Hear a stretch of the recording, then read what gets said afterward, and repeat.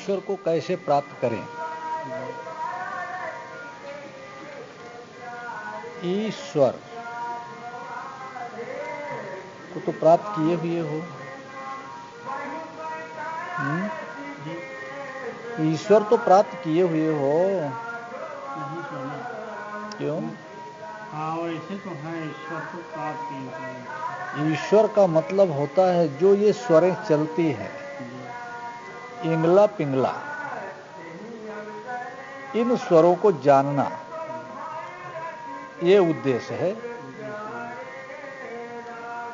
केवल ये मनुष्य तन बेटा जब ये भौतिक जगत में आता है तो ये त्रिगुणमयी प्रकृति को जानने के लिए आता है, ईश्वर को जानने के लिए नहीं आता। ये त्रिगुणमयी प्रकृति को जानने के लिए स्थूल शरीर, कारण शरीर और सूक्ष्म शरीर, ये 3 शरीर हैं। तो स्थूल शरीर तो पाए ही हो,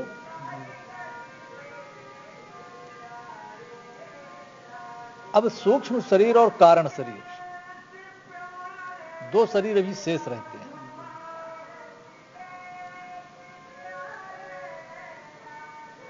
तो इनको कैसे जाने?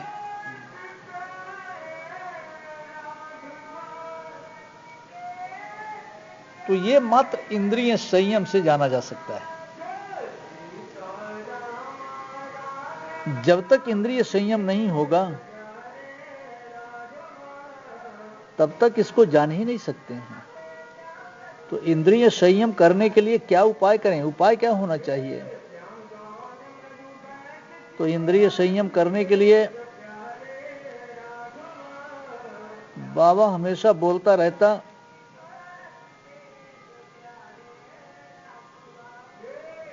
आसन, आसन में तो हो प्राणायाम,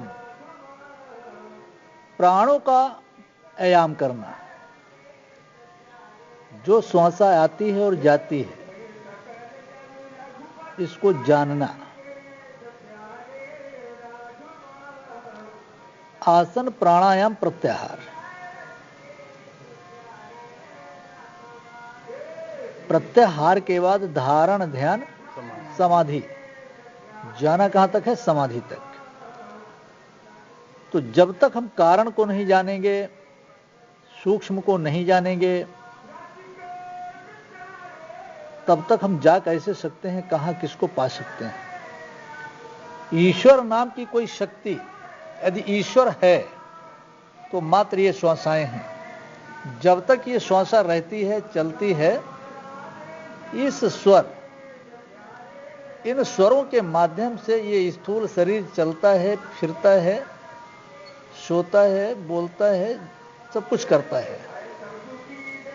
अब ये बताओ कि जब तू आंख बंद कर लेता है तो अपने शरीर का भान रहता है या नहीं?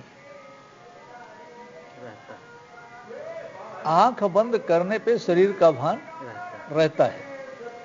जब निद्रा में चले जाते हो तब नहीं रहता।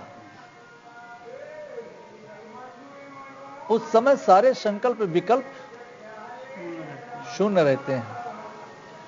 जिसके लिए पूरा दिन गुजारते रहते हो परिवार के लिए, क्या उसका कुछ ख्याल रहता है? जिस धन संपत्ति के लिए मरते हो, क्या वो ख्याल रहता है? उस पीरियड में तेरी क्या स्थिति रहती है?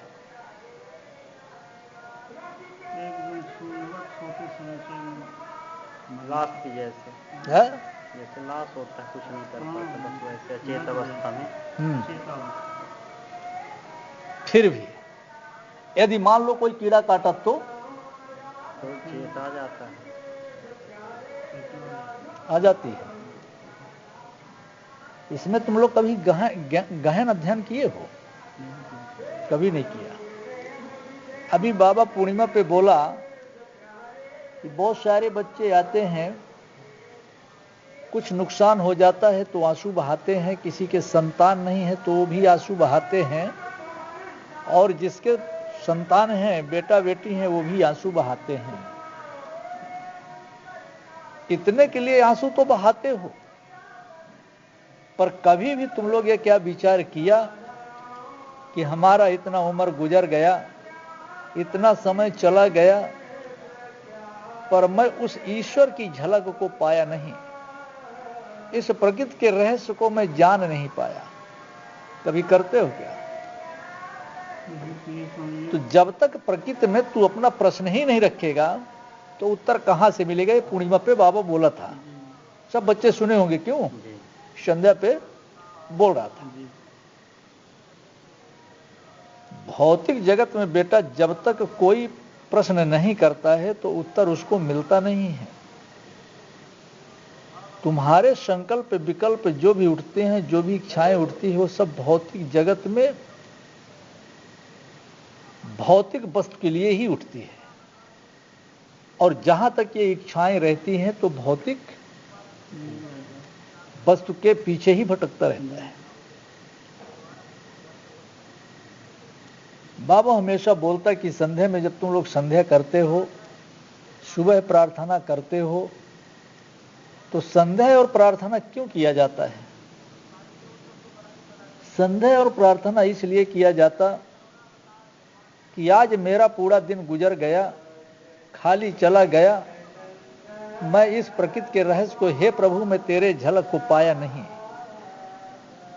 मैं तेरे को देख नहीं पाया, पूरा दिन खाली चला गया, पूरी रात्रि व्यतीत हो गई, सुबह प्रार्थना किया तब भी यह प्रश्न नहीं रख सका कि रात्रि मेरी पूरी खाली चली गई। इसलिए सुबह और शाम तुम लोग संध्या वंदन करते हो, क्यों?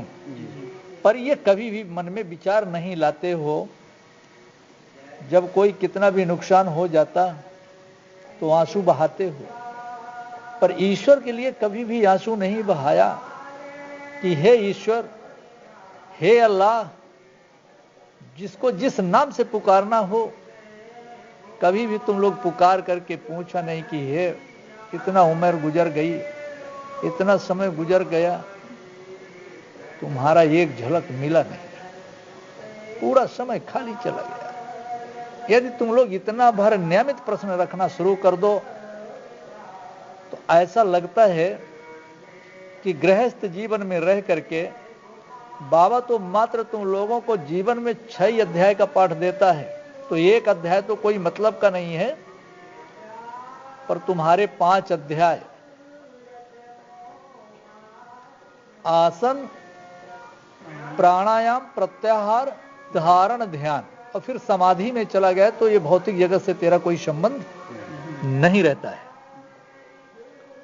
समाधि में जाना है तो 5 अध्याय तो कंप्लीट करो। यदि एक